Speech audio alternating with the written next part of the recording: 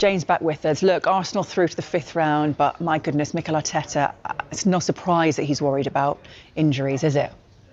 Worried right now, and you'll see here. Hopefully you can hear me now.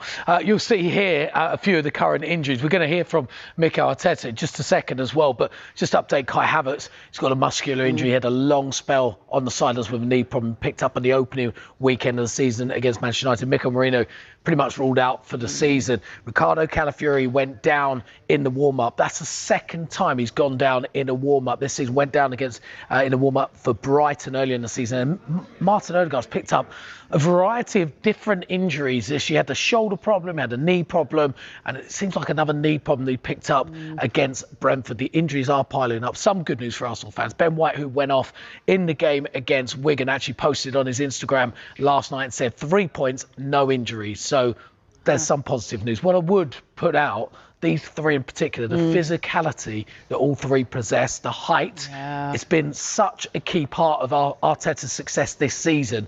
Without those three, that takes away a big threat that Arsenal have. So look, worried for Mikel Arteta, and this is what he said after the game, the FA Cup win over Wigan yesterday. Him and Ben is the only doubt. We have to wait and see in the next 48 hours how things develop. Just on Martin, was he rested today? Was he injured or? Yeah, with Martin, we have to wait and see. Obviously, he picked that knock on the action where we conceded the goal, and he wasn't fit for today. Before it was the strikers, then it was the defenders, now it's the midfielders. But we are still coping with that. But yeah, we need some players back and fit, and to give us as well not only numbers, but different options in relation to the opponents that we have. So the quicker they are, the better. It's interesting, you said different options. And despite the fact that we all know Arsenal have got a giant squad this year. One of the key things is the options within that squad. The option of, against a more physical side, playing a Mikel Merino, against maybe more technical players, bringing in the likes of Martin Odegaard into that midfield. So without those options, it does restrict Arsenal quite a bit. Max Dowman, the young, was 15, now 16. He's been out for a while. He's supposed to be due back in training this week. So we'll wait to see his development back in the squad. Ethan Nwaneri out on loan to Marseille. I'm sure Mikel Arteta perhaps regrets it a little bit. It seemed to make sense at the time, but injuries do happen. It does change things. Yeah, look, Bukayo Saka was a late addition to the Arsenal team after you mentioning there. Obviously, Calafiori pulled out in the warm-up. The England winger, now he played in a bit of an unfamiliar role, didn't he? Yeah, very unfamiliar actually. And I think for Arsenal fans, it was quite good to see because they only played the one proper central midfielder in Christian Norgard. Bukayo Saka, we're so used to seeing on that right-hand side. I mean, he actually was a left-back when he broke into Arsenal's team, but he cemented himself on that right-hand side, but he played centrally. And it was so interesting, the interchange between him and Noni Madueke on the right-hand side. And I think it would have confused Wigan, particularly in that first 30 minutes when Arsenal got all their 4 goals. Probably a big part of that was actually the positioning of Bukayo Saka in that right attacking midfield spot. Eberechi Eze on the left and floating a bit deeper too. But it was interesting to see him play there. He played 45 minutes. He's had his own injury problems, Bukayo Saka, but 45 minutes under his belt, probably preparing him for a busy week for Arsenal. And Mikel Arteta spoke about Bukayo Saka after that game too. Well, it's more central, it's closer to the goal. It's a bit more difficult for the opponent to get his reference constantly. He can interchange position with a wide player as well. And he's so good at picking those spaces, and when he's there, he can really hurt you with the ball. Something you've been looking to try? Something that's a possibility, and I wanted to try it, and we might use it in the future. So still so many games, competitions, and different scenarios to play in the season, and that's a possibility that we have, Well, Arsenal are in action next against Wolves in the Premier League. That's live on Sky Sports Main Event from 7:30 p.m. on Wednesday. And then all attention turns to this one. It's the North London derby. Arsenal facing Igor Tudor's Spurs. That's on Sunday from 4 p.m. on Sky Sports Premier League. Come on, Tim, let's talk about Eberechi Eze. I want your thoughts on this because he starred, I think it's fair to say, in their 4-0 win over Wigan Athletic in the FA Cup 4th round yesterday. But he's found game time in the Premier League limited of late. Is Mikel Arteta holding back one of England's brightest stars, Tim Sherwood? No, of course not. I think it's up to Eze to fit into the Mikel and the Arsenal squad. It's a pretty similar situation to what Jack Grealish had when he went to Man City. You know, like almost a one-man team. You know, when they're the main man, like he was at Palace, and everything revolves around you. A bit like when Jack was at Aston Villa. All of a sudden, you have to get used to playing in a team environment.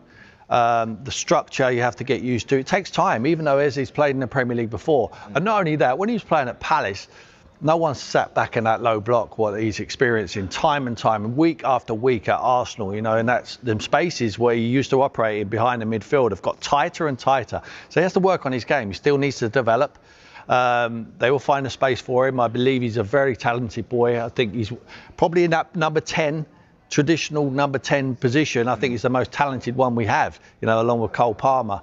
Morgan Rogers is obviously a little bit different. Bellingham, you know, he's the one who drifts into the box, anticipates where he can score goals.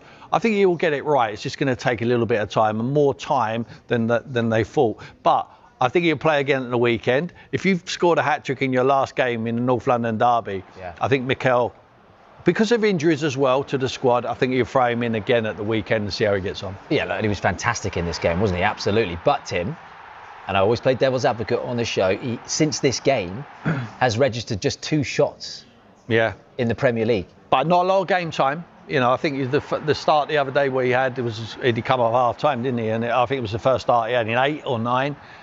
So he's not had the game 10 time. 10 Premier League games, 10 Premier League appearances since then. Yeah, appearances, but he's getting like 20, 15 minutes in game. So, yeah, I'm making excuses for him, but I'm not with the thing that the game is not going to revolve around Eze at Arsenal. Yeah. He's going to have to adapt to what they're doing. They're top of the league. They're top of the league for a reason, because not because 1 or 2 players. You do not win the league because you've got 1 sensational player or 2 sensational players. You win the league because you've got a collective which is going in the right direction, and that's exactly what he's gone into at Arsenal. And if he wants to continue, and I think he will, and make an impact, which he will have a huge impact between now and the end of the season, I'm sure, like all the Arsenal players will, needs to adapt to it, needs to adapt very quickly. I think the comparison you made there with Jack Grealish is really interesting, because I know you speak to Jack Grealish as well. So look, here's a question for you in terms of, all right, Jack Grealish went to Manchester City, he got paid a hell of a lot of money, he'll show you his treble medals. Yeah. But do you think Pep Guardiola held back Jack Grealish? And there's the same argument happening with Mikel Arteta, who's worked very closely with Pep Guardiola. A lot of people would say that flair, that thing that got people out of their seats was taken away from Grealish. Yeah, as an individual, I think he would love to be, it's all about me. I mean, I would love to have been all about me as well. You know, like as a player, you want it, but you know, if you want to win something, you can't do it on your own. You have to buy into the fact that it's a team game. And I think both him and Jack Grealish, who we're talking about here, they moved to these big clubs because they want to win something, and there's an opportunity to win something. They could stay. He could have stayed at Villa all his career and won nothing. He could have stayed at Palace and won an FA Cup. Do you think Pep progressed his game? Yeah, I don't think you'll see Jack arguing about that. I think he's happy because he's won everything. Yeah, because he's won everything. Well, that's what it's all about. As a player, I always say, it's not about finishing 4th. You know. You can't tell your grandkids, I finished 4th. They will say, have you got a medal, Grandad? You know, what have you won? You can't just say, yeah, but look at my bank account. There's loads of money in it. They don't no interest. You've got your medal. We know what your medal is. It's about winning. It's about winning. That's what you want to do. All you want to do as a footballer when you grow up is about winning and lifting trophies. And I think he's got an opportunity to do that, hasn't he? If he stayed at Palace, yes, he would have won the FA Cup. Yeah. They both went to massive clubs. They're probably both, well, Jack maybe definitely not, going to the World Cup. Eberechi Eze, the jury's out. Yeah, he is at the moment. I think it's an uphill task. There's a lot of competition in them positions. Obviously, we talked about Cole Palmer. I think he's an excellent player. Morgan Rogers, I think, is holding that shirt at the moment. Eze can play on the left-hand side. You've got Gordon. It depends what Thomas Tuchel's looking for. If he wants a pace man on that left-hand side, which he looks like he does with a Rashford or a Gordon, or Eze, who's going to play narrow on that side and keep possession of the ball. He's got an uphill task to make the plane. I think he already had an uphill task to make the team. I still back him. To get on the plane. But he's, like I say, he's got a tough task between now and the end of the season. What is it? Do you think that Mikel Arteta perhaps doesn't trust him defensively when it comes to the Premier League games? There was that mistake against Aston Villa in the defeat back in December. And obviously, you know, he starts most of the domestic and the the Champions League games, but he's not starting those Premier League games. And actually, when he does get a chance, like for example Brentford, he got whipped at half-time. Yeah, well, he'd be disappointed with that one. That would hurt. That would sting more than most of them. You know, when you're starting a game and you haven't made an impact. But look, I watched that game. I just felt there was quite a few of them who never made an impact in that game. So he could have made a change to different ones. He decided Odegaard, wasn't it, would come on. The skipper, you know, he's sitting on the side sometimes, and it's, I think, direct competition. Them two at the moment, who can impact the game more than the other. So I like him. I like Eze. I think he's a good character. And on cue, Tim, Miguel's been in touch just with the question I just asked you there about the defensive trust, which is again making the comparisons. Possibly, but that's the same. Like we made comparisons with Jack Grealish at Man City. Yeah. It's similar. It's all about the team. It's not about the individual. You know, Mikel's not come there and said, look, come to this club and I'll make it all about you. And you know, he said, come to this club and we'll win something. And that is what he's promised him, and hopefully he can do that. Be honest, do you think Arsenal needed him? I mean, take away the £60 million price tag. Yeah, well, if you look at this weekend, I think you'll say they needed him. They've got a lot of injuries in the mid. Well, Tottenham have got more than injuries. I don't like complaining about injuries with Arsenal players, but because Tottenham have an awful injury list. But no Odegaard this weekend. Marino's missing as well. I think it's crucial that they got players like Eze to come into that squad. That's why you've got world-class players or very, very good players in every position, you know, doubled up, trebled up in some cases at Arsenal, so they can compete on all fronts. Top of the Champions League, top of the Premier League, fighting on all four competitions. So you're going to need players, you need quality, and Eze certainly that player. Yeah. And you'll be hoping not another North London derby hat-trick coming your way this weekend. Of course, yeah, fingers crossed. Mikel, congratulations. How pleased are you with making it through, but also the manner you did today? Yes, very good. Obviously, we made a lot of changes, players that needed some minutes. I think they started the game really, really well. A lot of pace, very vertical. We had some great actions, collective and individually. And the first half made a difference. What pleased you the most about the way your side attacked today? Well, especially the intensity that we carried in the first few minutes, the intention that we had as a team, the connections, because our players as well, I haven't played that much together, but really, really positive. See, Christian Norgard was one of those who's come in. He's played most, if not all, of the cup games this season, put in a player of the match performance. How pleased were you with him? Very pleased and not surprised, because the way he looks after himself, every teammate, and the way he handles the role is just exceptional. So I'm not surprised that he's done what he's done today. This was one of the best things about when you get up early is you can give chances to some of the younger players. Marley Salmon coming on again, and Tommy Setford for his debut. Nice moments for both of those. What do you think of the way they performed? Well, very good. Those are the games as well that they can gain experience, and as well they are with us every single day, and they say a piece of what we're achieving. You're so well placed now in 4 competitions. The way that some of the players who came in today, what does that say about the depth that you have to be able to compete on all 4 fronts? Well, that's what we need, because at the moment as well we have certain important players out as well, and the ones that are in, make sure that they are in a good moment and ready to play every 3 days and ready to compete, because that's the level. And just finally, we saw Ricardo Calafiori pull up in the warm-up, and Ben White looked like he might have been injured as well today. How are they? Are they a doubt for midweek? Let's see in the next day or two the news on them. These games can be very difficult against lower league sides in the FA Cup. How pleased are you with the manner you made it through tonight? Yeah, very pleased. We were very professional. We had the right intent, and 4 goals and a clean sheet. Like you said, they can be tricky sometimes if you don't apply yourself properly, but that wasn't the case with us today, so yeah, we're really happy. All of those 4 goals coming in a 16-minute spell in that first half. A lot of it seems to be driven by Eberechi Eze. Some fantastic assists in there as well. Yeah, he was unbelievable today. Pulled all the strings from the middle, and had a hand in I think all the goals, and really pleased for him. After your goal on Thursday, a very different one today, but you seem to be getting a habit of getting into the right positions at the moment. Yeah, I thank God for the goal and for the win, and that's my job, to try and help the team every time I play, and that's my focus, and when we win it's much better than when we draw like the other day. Obviously you're still top of the Premier League, through in the Champions League, League Cup final, through in the FA Cup. Lots of Arsenal fans are going to get very excited about where this season may end. Yeah, for sure. I think they have every right to be. We're working hard to try and deliver the type of season that I think it ought to be with the way we're performing right now. So that's our main focus. And I think it's exciting. But he's carry on just doing the right things every single day and see where we are at the end. He's a man that never gives away with injuries, is he? He always says, we'll see how it goes. But yeah, we'll keep an eye on Ricardo Calafiori, see what's happened there. But what do you think most pleased him today after what he was fairly philosophical after the Brentford game? We were both there, Martin, but ultimately he will have been disappointed that 2 points were dropped there. So what do you think he was most pleased with about today? He found solutions in the final third, options. There was some good balls played in over the top. Eza as well, that improvement. Jesus, the quality of his finishing, a little bit of class in and around. And Madueke continuing to beat his fullback at will. You know, I know the opposition today not as good, but they're still doing this in other games. And then goals for Martinelli as well is really important. He knows that the final third, these guys have to be filled with confidence going into the remaining fixtures of the season. We wait to see what the draw is for Arsenal, but Christian Norgard gets his opportunities here in the FA Cup. Does he deserve a lot of credit for the squad player that he is? Because he's always ready when needed, but not necessarily first pick. He knew his role when he was coming here, let's be honest. I mean, he had Zubimendi and Declan Rice in there. But again, you need squad players like that. Any teams that have been on, that have won, squad players are super important. We had that at Man United. We had so many. We had 4 or 5 of them, and they made such a difference. Whenever they slotted in, they were ready. And I think Mikel getting him an opportunity to play today, he'll be important, you know, toward this run-in. But I think, first of all, we've got to say to Mikel, what a job he's done managing this group. I know the squad's a lot stronger.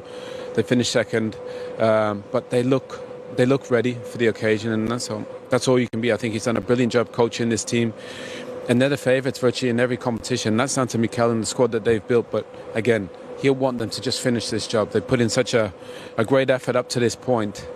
You know, he'll want to see him get over the line. Leo Trossard said that Christian Norgard sets the standard in training. That kind of says a lot.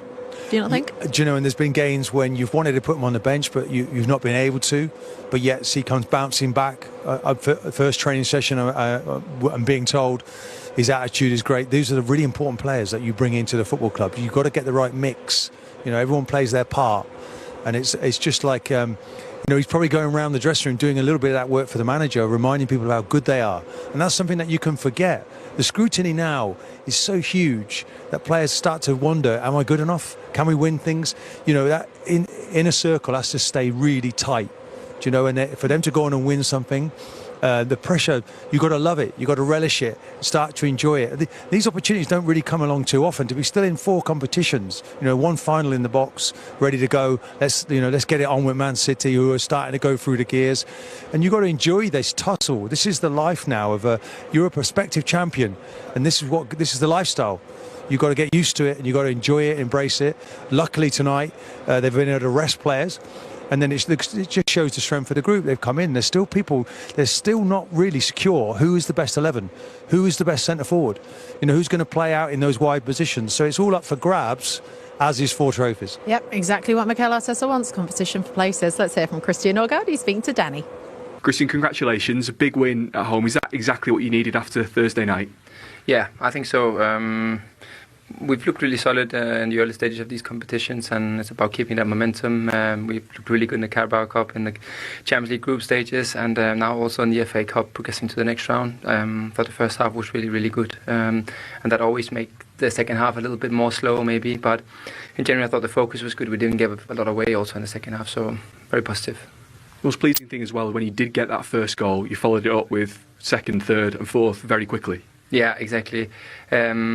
Often it's these 5-10 minutes after goals where everything is a bit unorganised, and either you concede something, or you can use it to your own advantage, and I think we did that really well today. It's also a nice moment for a couple of the younger players coming on, Marley Salmon and Tommy Setford, who get the first taste of real first-team football. How do you think they did? I thought they did really well, both of them. You know, we see them every day in training. How they compete at the same level as us. Marley's been having a little bit more games than Tommy, so I think I need to highlight Tommy today. I know it's only 5 or 6 minutes, but it's that one action from a free kick where he's just ready, and he catches the ball and makes everything easier for us. So well done to him, and hopefully many more games for him in the future for Arsenal. There's lots of changes today. There's so many games coming up. How pleasing was it for the players like yourself who came in to show the manager that there's real squad depth to compete on all 4 fronts this season?